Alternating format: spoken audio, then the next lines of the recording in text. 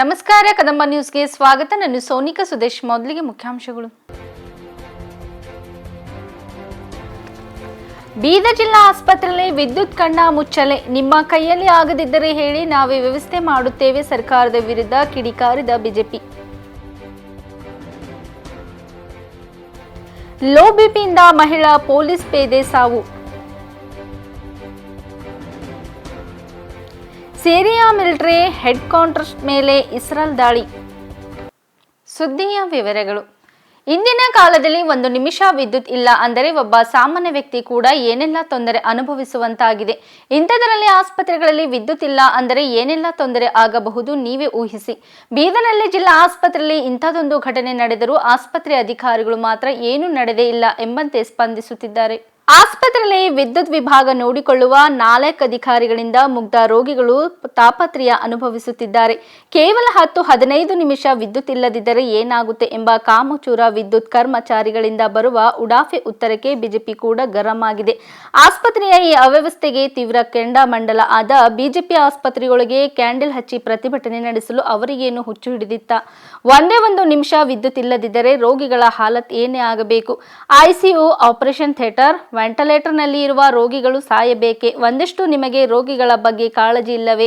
ನಿಮ್ಮ ಕೈಯಲ್ಲಿ ಆಗದಿದ್ದರೆ ಹೇಳಿ, ನಾವೇ ವಿದ್ಯುತ್ ವ್ಯವಸ್ಥೆ ಮಾಡುತ್ತೇವೆ, ಬಲ್ಬ್ಗಳನ್ನು ತಂದು ಹಾಕುತ್ತೇವೆ ಎಂದು ಜಿಲ್ಲಾ ಬಿಜೆಪಿ ಅಧ್ಯಕ್ಷ ಸೋಮನಾಥ್ ಪಾಟೀಲ್ ಅವರು ಆಸ್ಪತ್ರೆ ಅಧಿಕಾರಿಗಳು ಮತ್ತು ಸರ್ಕಾರದ ವಿರುದ್ಧ ಕಿಡಿಕಾರಿದರು. ಶಾಸಕರಾದ ಡಾ ಶೈಲೇಂದರ್ ಬೆಲ್ದಾಳೆ, ಮಾಜಿ ಕೇಂದ್ರ ಸಚಿವ ಭಗವಂತ ಖೂಬಾ, ಮಾಜಿ ಬುಡಾ ಅಧ್ಯಕ್ಷ ಬಾಬುವಾಲಿ ಸೇರಿದಂತೆ ಅನೇಕ ಮುಖಂಡರು, ಕಾರ್ಯಕರ್ತರು ಉಪಸ್ಥಿತರಿದ್ದರು. ಅದು ಇವತ್ತು ಬೀದರ್ನಲ್ಲಿ ನಿಜವಾಗಿ ಸಾರ್ಥಕತೆ ಆಗಿದೆ. ನಿನ್ನೆ ಒಂದು ವೇಳೆ ಈ ವಿಷಯ ಏನಾದರೂ ನಿಮ್ಮ ಮಾಧ್ಯಮದಲ್ಲಿ ಒಂದು ವಿಷಯ ಬಂದ ನಂತರ ನಾವು ವಿರೋಧ ಪಕ್ಷವಾಗಿ ಇದನ್ನು ಗಮನಿಸಿದ್ದು. ಅದನ್ನು ಗಮನಿಸಿದ ನಂತರ ಅದಕ್ಕೆ ನಿಮ್ಮ ಮಾಧ್ಯಮದವರಿಗೂ ಕೂಡ ಧನ್ಯವಾದವನ್ನು ತಿಳಿಸ್ತಾ, ಇದು ನಮ್ಮ ಗಮನಕ್ಕೆ ಬಂದ ನಂತರ ಇತರ ವಿಷಯಗಳು ಏನೇನು ಗಮನಕ್ಕೆ ಬಂದು ಅಂದ್ರೆ, ಈ ಆಸ್ಪತ್ರೆಯಲ್ಲಿ ರಿಮ್ಸ್ ಆಸ್ಪತ್ರೆ ಸರಿಸುಮಾರು 1,000 ಕೋಟಿ ರೂಪಾಯಿ ವೆಚ್ಚದಲ್ಲಿ ನಿರ್ಮಾಣವಾದಂಥ ಆಸ್ಪತ್ರೆ. ನಾವು ಹೋರಾಟ ಮಾಡ್ತಾ ಇದ್ದೀವಿ. ಈಗ ಹೊರಗಡೆ ಒಂದು 4 ಟೆಂಟ್ ಹೌಸ್ ನಿಂತು ಲೈಟ್ ಹಾಕಿದ್ದಾರೆ. ಆದ್ರೆ ಇವತ್ತು ಆ ಮೇನ್ ಗೇಟ್ ಮೇಲೆ ಇರುವಂಥ 4 ಲೈಟ್ಗಳು ಚಾಲೂ ಇಲ್ಲ. ಬಿಲ್ಡಿಂಗ್ ನೋಡ್ತಾ ಇದ್ದೀವಿ, ಪೂರ್ತಿ ಕತ್ತಲೆಯಲ್ಲಿದೆ. ಅಷ್ಟು ರೂಮ್ಗಳಲ್ಲಿ ಲೈಟ್ಗಳಿಲ್ಲ. ನಿಮ್ಮ ಕ್ಯಾಮ್ರಾ ಎದುರುಗಡೆ ಕಾಣ್ತಾ ಇದೆ, ಎಲ್ಲಿಯೂ ಕೂಡ ಲೈಟ್ಗಳಿಲ್ಲ. ಅಷ್ಟೇ ಅಲ್ಲ, ಬಾಣಂತಿಯರ ಸೀಸರಿನ್ ಮಾಡುವಾಗ ಅಲ್ಲಿ ಏರ್ ಕಂಡೀಷನರ್ ಕಂಪಲ್ಸರಿ ಬೇಕು. ಸೀಸರಿನ್ ಮಾಡ್ತಾ ಇದ್ದಾಗ ಈ ಆಸ್ಪತ್ರೆಯಲ್ಲಿ ಏರ್ ಕಂಡೀಷನ್ ಕೆಲಸ ಮಾಡ್ತಾ ಇಲ್ಲ. ಡಾಕ್ಟರ್ಗಳು ಹೆಂಗೆ ನಾವು ಮಾಡ್ತಾ ಇದೀವಿ, ಯಾವ ಪಾಪದಲ್ಲಿ ಬಂದು ನಾವು ಇಲ್ಲಿ ಕೆಲಸ ಮಾಡ್ತಾ ಇದ್ದೀವಿ ಅಂತ ಹೇಳಿ ವೈದ್ಯರು ಹೇಳ್ತಾ ಇದ್ದಾರೆ. ಇಂಥ ಪರಿಸ್ಥಿತಿ ಇವತ್ತು ಬ್ರಿಮ್ಸ್ ಆಸ್ಪತ್ರೆಯಲ್ಲಿ ಆಗಿದೆ. ಇಲ್ಲಿ ಭ್ರಷ್ಟಾಚಾರ ತುಂಬಿ ತುಳುಕ್ತಾ ಇದೆ.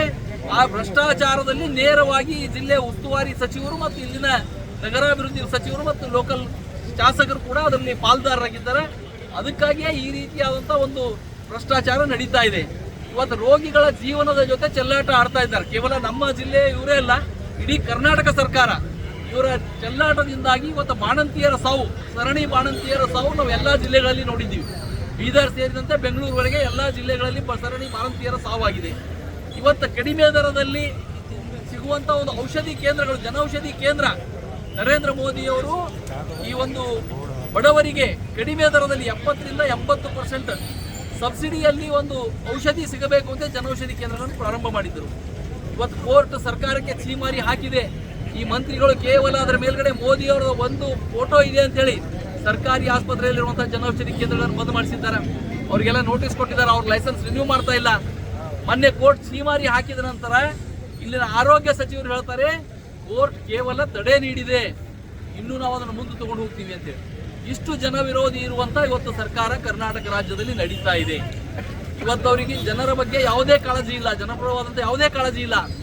ಎಲ್ಲ ಜನ ವಿರೋಧಿ ಕಾರ್ಯಗಳು ಮಾಡ್ತಾ ಇವತ್ತು ಭ್ರಷ್ಟಾಚಾರದಲ್ಲಿ ತುಂಬಿ ಹೋಗ್ತಾ ಇರುವಂಥ ಈ ಸರ್ಕಾರದಿಂದ ಜನ ಬೇಕಿದ್ದಾರೆ. ಇವತ್ತು ನಾವು ಇಲ್ಲಿ ಭಾರತೀಯ ಜನತಾ ಪಕ್ಷದ ಕಾರ್ಯಕರ್ತರು ಒಂದು ನಿರ್ಣಯ ಮಾಡ್ತೀವಿ. ಇವತ್ತು ಇಲ್ಲಿ 2 ದೊಡ್ಡ ಕ್ಯಾಂಡಲ್ ತಂದಿದ್ದೆವು, ಬಾಕಿವೆಲ್ಲ ಒಯ್ದು ಹಚ್ಚೋರಿದ್ದೆವು.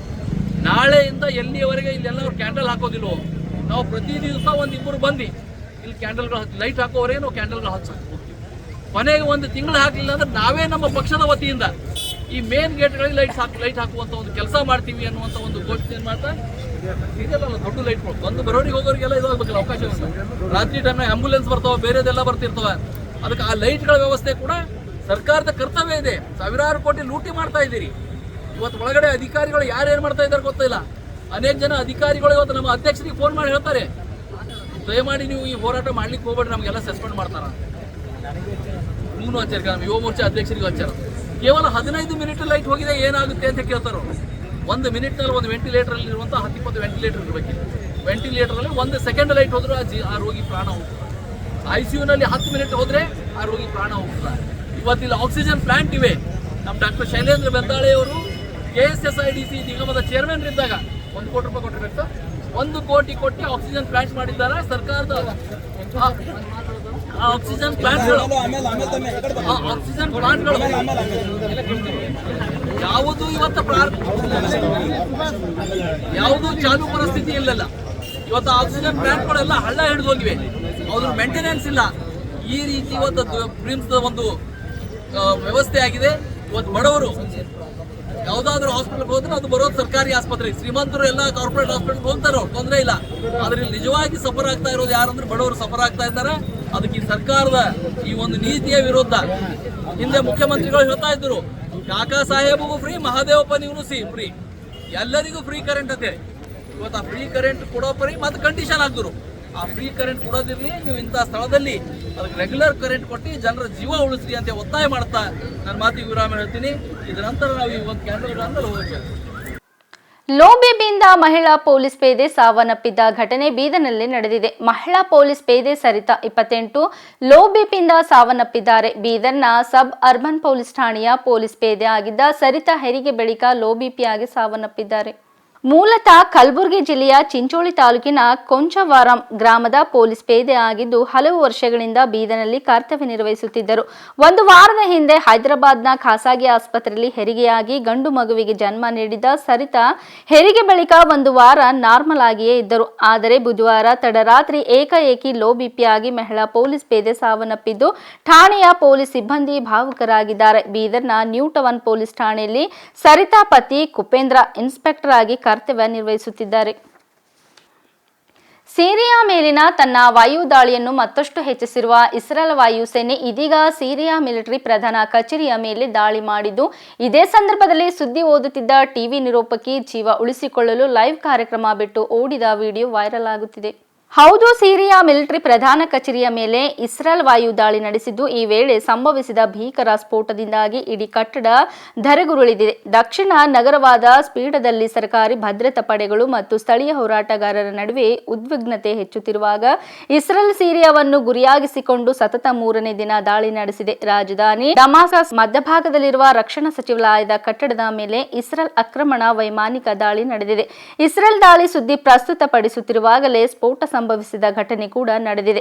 ಸಿರಿಯಾ ಮಿಲಿಟರಿ ಪ್ರಧಾನ ಕಚೇರಿಯ ಮೇಲೆ ಇಸ್ರೇಲ್ ವಾಯು ದಾಳಿ ನಡೆಸಿದ ನಾಟಕೀಯ ಕ್ಷಣವನ್ನು ವರದಿ ಮಾಡುವಾಗ ಬಾಂಬ್ ಸ್ಫೋಟಿಸಿದ್ದು ಪತ್ರಕರ್ತರ ಭಯಭೀತರಾಗಿ ಸ್ಥಳದಿಂದ ಓಡಿ ಹೋಗಿದ್ದಾರೆ. وزير الدفاع الاحتلال الإسرائيلي إسرائيل كاتس إن الجيش سيواصل مهاجمة قوات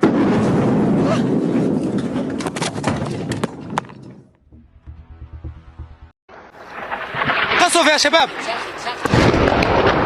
قصف جديد، قصف جديد يا شباب، قصف جديد مبنى هيئة الأركان خالص، قصف جديد يا شباب، قصف خطونا بسرعة بسرعة بسرعة بسرعة بسرعة بسرعة، قصف ثاني دمروه. نعم قصف هيئة الأركان بغارتين.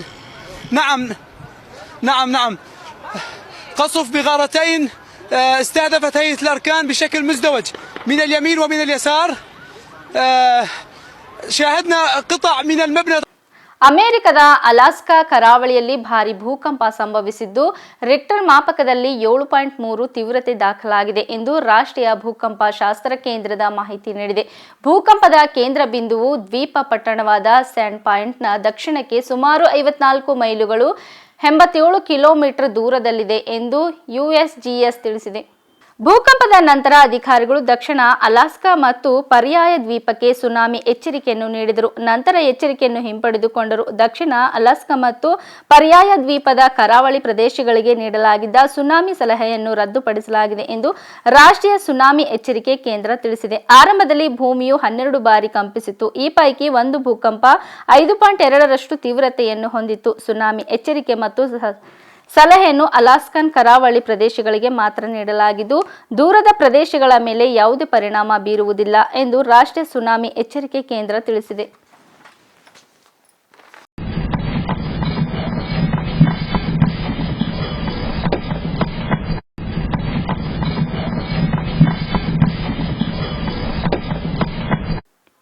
ಪಟ್ನಾದ ಖಾಸಗಿ ಆಸ್ಪತ್ರೆಯಲ್ಲಿ ಚಿಕಿತ್ಸೆ ಪಡೆಯುತ್ತಿದ್ದ ವಿಚಾರಣಾ ಅಧೀನ ಕೈದಿ ಚಂದನ್ ಕುಮಾರ್ ಅಲಿಯಾಸ್ ಚಂದನ್ ಮಿಶ್ರಾ ಎಂಬಾತನನ್ನು ಗುರುವಾರ ಅಪರಿಚಿತ ಶಸ್ತ್ರಸಜ್ಜಿತ ದುಷ್ಕರ್ಮಿಗಳು ಗುಂಡೆಕ್ಕಿ ಕೊಂದಿದ್ದಾರೆ. ಸದ್ಯ ರಿಯಲ್ ಎಸ್ಟೇಟ್ ವ್ಯವಹಾರದಲ್ಲಿರುವ ಚಂದನ್ ಬಕ್ಸಾರ್ ಜಿಲ್ಲೆಯವರಾಗಿದ್ದು ಕ್ರಿಮಿನಲ್ ಹಿನ್ನೆಲೆ ಹೊಂದಿದ್ದಾರೆ. ಚಿಕಿತ್ಸೆ ಪಡೆಯುತ್ತಿದ್ದ ವೇಳೆ ಆಸ್ಪತ್ರೆಗೆ ನುಗ್ಗಿದ ದಾಳಿಕೋರರು ಗುಂಡು ಹಾರಿಸಿ ಕೊಂದಿದ್ದಾರೆ. ಘಟನೆಯನ್ನು ದೃಢಪಡಿಸಿದ ಪಾಟ್ನಾ ಹಿರಿಯ ಪೊಲೀಸ್ ವರಿಷ್ಠಾಧಿಕಾರಿ ಎಸ್ಎಸ್ಪಿ ಕಾರ್ತಿಕೇಯ ಶರ್ಮಾ ಮೃತರನ್ನು ಕೊಲೆ ಪ್ರಕರಣಕ್ಕೆ ಸಂಬಂಧಿಸಿದಂತೆ ಪಟ್ನಾದ ಬೇವೂರ್ ಕೇಂದ್ರ ಜೈಲಿನಲ್ಲಿ ಇರಿಸಲಾಗಿತ್ತು.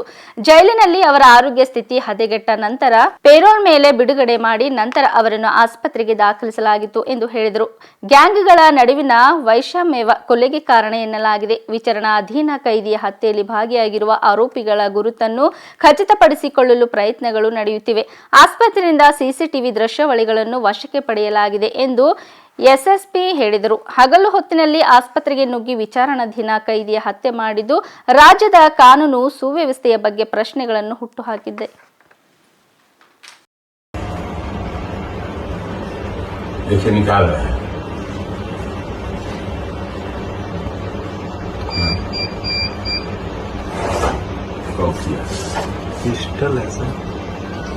पिस्टल है ना? हाँ। 3 है, 1 2 3 4 सबके पास पिस्टल है।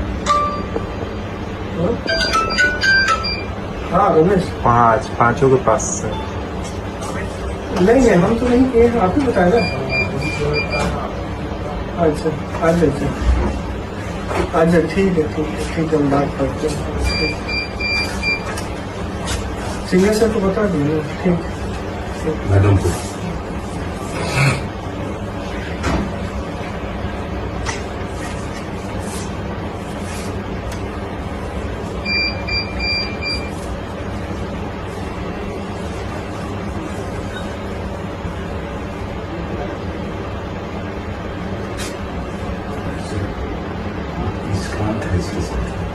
अटेंडेंस विस्तार आपको क्लियर है। फोटो तो पहचान, फोटो तो आगे फोटो से पहचान करेगा। जहाँ एड्रेस होगा हम लोग रवाना हो जाएंगे। ये सब करना पड़ेगा।